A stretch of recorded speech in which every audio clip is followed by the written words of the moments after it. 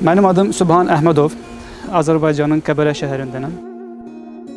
2011 senesinde Azerbaycan Teknik Üniversitesi'nin bilgisayar mühendisliği bölümünü kazandım. İlk başlarda dayımlarda kalmaya başladım. 2-3 hafta sonra kaldıktan sonra dayımın gelip bana üniversite yakın bir yerde yurt olduğunu, orada tesisat işleri yaptığından dolayı orayı tanıdığını ve orayı önerdi bana. Ben mesajı almıştım açıkçası, yani dayımın 4 senedir mi burada kalacaksın demesini.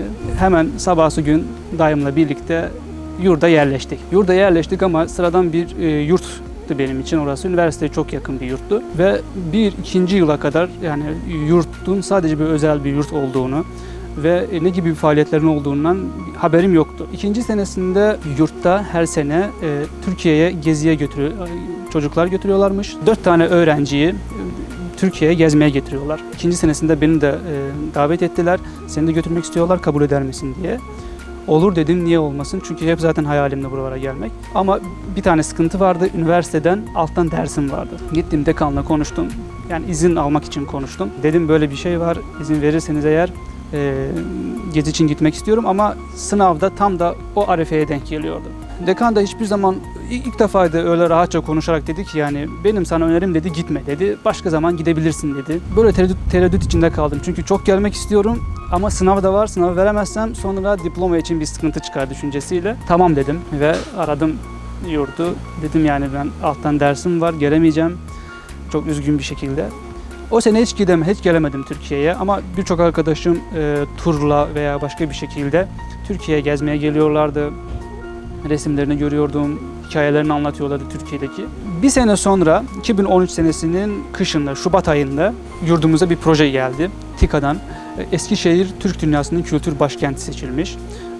Ve Türk dilli devletlerin hepsinden 200'e yakın bir öğrenciyi Türkiye'ye gezmeye getiriyorlardı. Tabii bizim yurt da buna dahil oldu ve 40-50 yakın kişi seçildi. Çok büyük bir turdu gerçekten. Çünkü geldik İstanbul'a, İstanbul'dan Eskişehir'e, Eskişehir'den Bursa'ya, oradan İstanbul'u gezisine derken Türkiye'yi ilk defa o zaman görmüş oldum ve arkadaşların hemen hemen bizim turdakilerin normal turla gezerken ben oradaki ailelerimle tanıştım ve bu şekilde ilk defa Türkiye'ye gelmiş oldum. O zaman ilk geldiğimde Hüdayi Vakfı'na geldik ve o zaman Hüdayi Vakfı'nı tanıdım ve ondan sonra yerleştiğim yurdun bir gençliğe yardım fondu, yani vakıf olduğunu ve bu fondun da Hüdayi Vakfı'na bağlı olduğunu o zaman öğrenmiş oldum. Ondan sonra da çok sıkı bir şekilde onlarla her türlü faaliyetlerde, kurban organizasyonlarında ve başka işlerde çalıştık. 4 senenin, üniversite hayatımın 4 senesini o yurtta geçirdim ve o yurtta geçirdikten sonra üniversiteyi, yüksek lisansı kazandım burayı. Kazandığım zaman da onların referansıyla da Türkiye'ye, İstanbul'a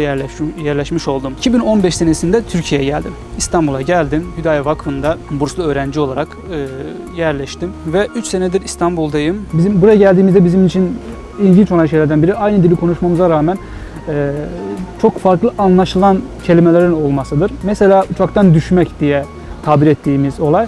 Yani sizler inmek olarak dersiniz ama bizler düşmek olarak söylüyoruz. Bunun haricinde mesela Azerbaycan'daki tüm gençler subaydır.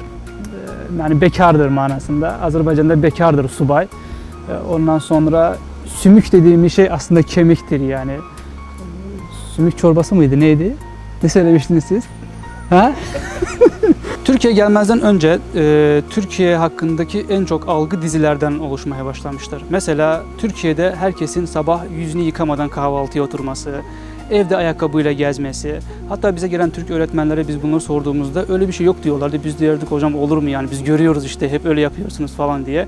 Onlar bizi inandıramıyorlardı, evladım o dizidir falan, o dizilerdeki evlerdir falan diye.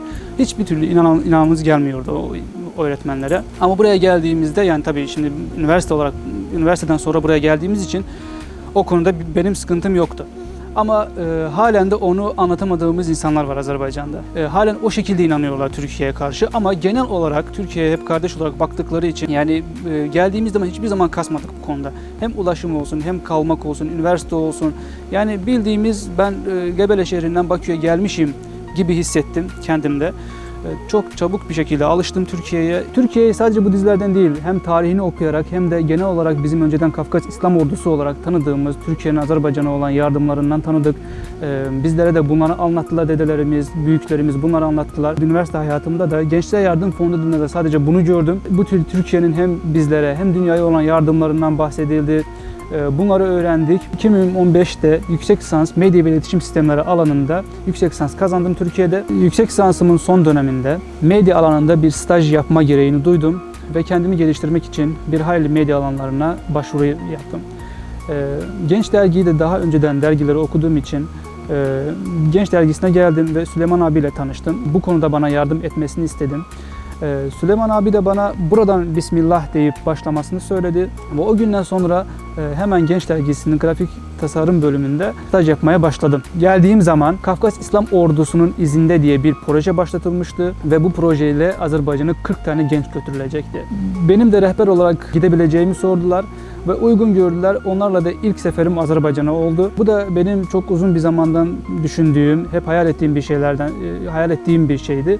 Çünkü Azerbaycan'ı tanıtmak, hem de sevdiğim bir çevreye tanıtmak hep hayal ettiğim bir şeydi. Azerbaycan'ı otobüsle gittiğimiz için Azerbaycan'ın birçok yerini gösterme şansımız oldu. Tarihten hep Türkiye ile Azerbaycan'ın bir kardeş ülke olduğu söylenmiştir. Çanakkale'deki yatan Neşet Ali, Hasanoğlu İbrahim gibi Azerbaycanlı şehitlerimizin olduğu gibi Azerbaycan'da aynı şekilde Türk şehitliklerimiz vardır. Guba'daki Ermeni soykırım şehitliğini gösterdim. Bakü'deki Türk şehitliğini ziyaret ettik. Bu konuda çok önemli büyüklerimizle görüşmeler oldu. Bu gezi sayesinde 40 tane gencin Azerbaycan'ı tanıma fırsatı oldu. Azerbaycan'ın tarihini, Azerbaycan'ın kültürünü tanıma fırsatı oldu. Aslında iki kardeş millet olduğumuzu daha iyi anladık. İki kardeş ülkenin ne kadar ortak değerleri, ortak kültürleri olduğunu anlamış olduk. Ve bunu daha da pekiştirmemiz gerektiğini anladık.